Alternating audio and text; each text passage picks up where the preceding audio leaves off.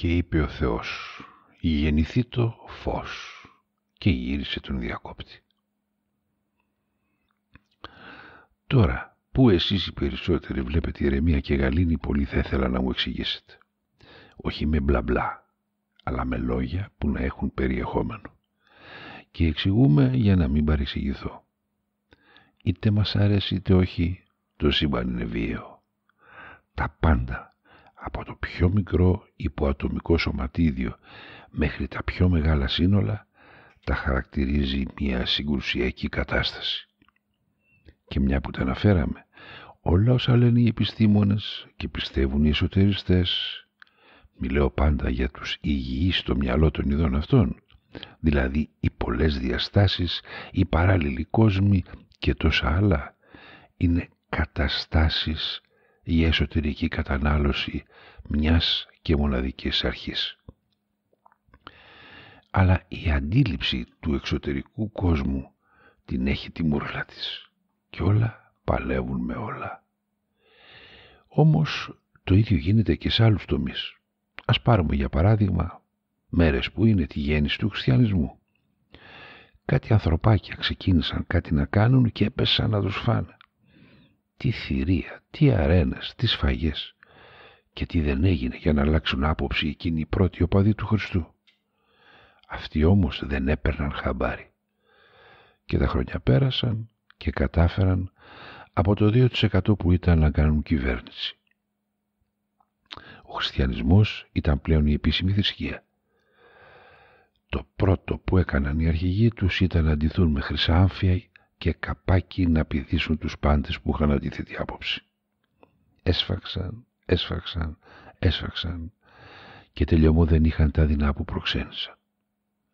Αν αυτό δεν είναι έκραση βιότητας, τότε τι είναι? Θυμήθηκα εκείνο το ωραίο του κομμουνιστικού συνδικάτου. Προλετάριοι όλου του κόσμου, ενωθείτε ή πυροβολώ. Όμως μέρες που είναι, επιτρέψτε μου να αναφερθώ σε μια άλλη ιστορία, αυτή της γέννησης του Χριστού.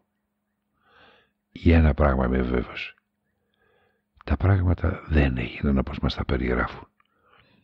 Η Παναγία δεν ήταν η τρισχαριτωμένη Μπάρμπη που σε ένα ιδηλιακό στάβλο γέννησε το πρώτο της παιδί υπό τον βλέμμα των ζώων που παρακολουθούσαν.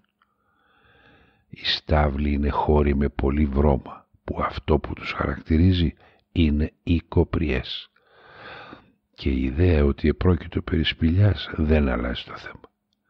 Ακόμα και τώρα στη Βιωτία πολλές σπηλιές τις κάνουν στάβλους. Η βρώμα δεν αλλάζει.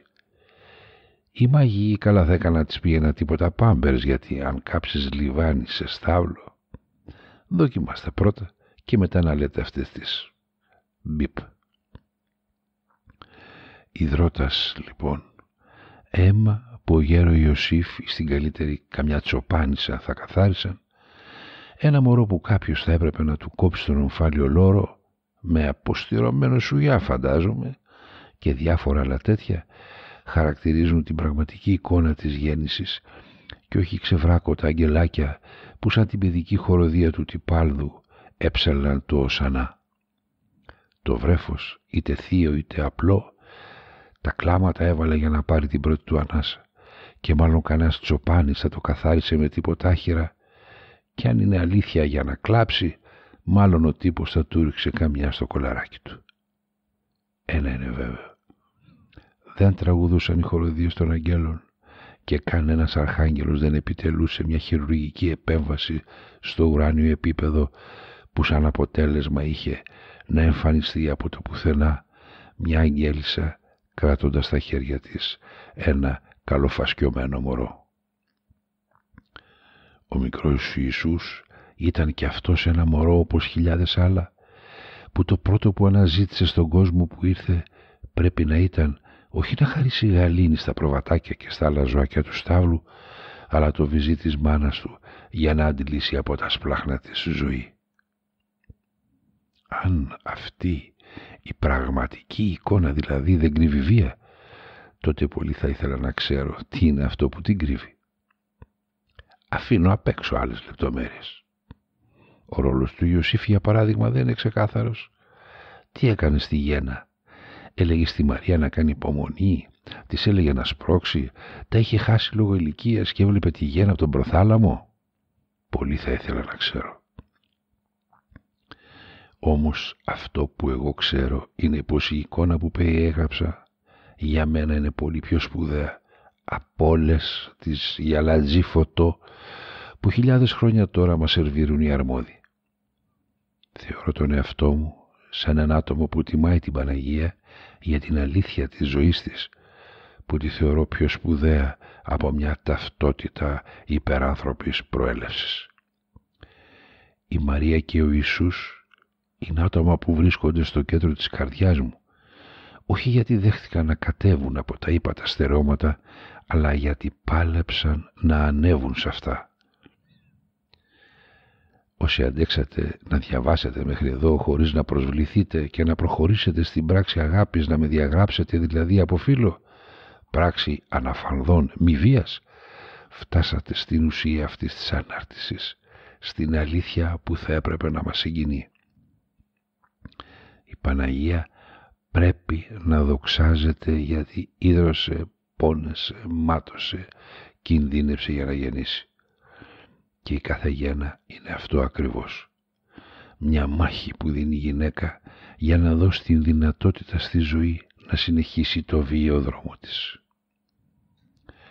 Τις ημέρες που έρχονται πρέπει να γιορτάζουμε τη διαδικασία της γέννησης, ειδωμένης όμως μέσα από τα μάτια της γυναίκας και όχι σαν γιορτή πολυκαταστημάτων. Αν έχει κανένας τα τέτοια, ας στήσει το σκηνικό σε ένα κανονικό στάβλο να δούμε πόσοι θα πάνε να προσκυνήσουν. Η γέννηση λοιπόν είναι η γιορτή της Μαρίας και συμπληρώνω λέγοντας πως όλες οι γεννήσεις έχουν από πίσω τους μια Μαρία που φωνάζει και πονάει και τουλάχιστον εκείνη τη στιγμή διατείνεται πως αν την ξαναπλησιάσει ο άντρας της θα τον ευνουχίσει. Η στιγμή του Χριστού είναι άλλη και καλά κάνουμε που τη θυμόμαστε στην πορεία του για το Γολγοθά. Βιαιότητα λοιπόν παντού. Θα μου πείτε, και λοιπόν, σαν ανθρώπινο γένος πρέπει να μάθουμε να βάζουμε στα πράγματα τις σωστές ετικέτες. Μόνο έτσι θα καταφέρουμε να ισορροπήσουμε. Η σωστή ετικέτα δεν αφήνει περιθώρια για εξαπάτηση. Ξέρουμε τι να περιμένουμε. Αν σε ένα πολιτικό κόμμα βάλουμε σαν ετικέτα κοσμοσωτήριος σύλλογος, θα γελάνε και οι κότες.